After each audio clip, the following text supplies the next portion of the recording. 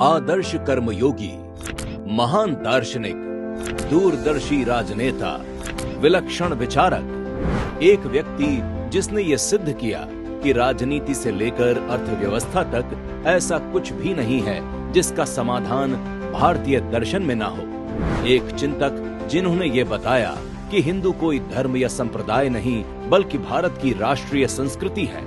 ऐसे राजनीति के पुरोधा, अंत्योदय के जनक पंडित दीनदयाल उपाध्याय जी को आज पूरा देश याद कर रहा है। बाल्यकाल में ही जीवन के संघर्षों ने पंडित दीनदयाल उपाध्याय जी की पर्याप्त परीक्षा ली। असमय माता पिता और भाई बहन की मृत्यु हुई। अत्यंत मेधावी होने के बाद भी ऐसी स्थिति आ गई कि उन्हें अपनी मास्टर्स की पढ़ाई तक छोड़नी पड़ी।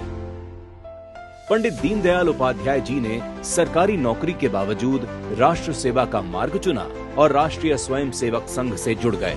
समय की मांग को देखते हुए राजनीति में जनसंघ की स्थापना हुई।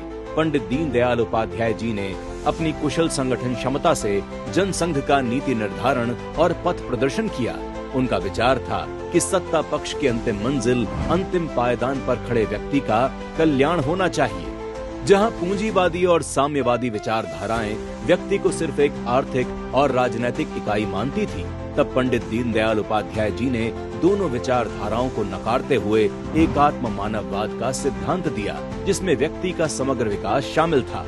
पंडित दीनदयाल उपाध्याय जी का ये मानना था कि जब आर्थिक और सामाजिक विसंगतियां दूर होंगी तब एक अच्छे समाज का निर्माण होगा।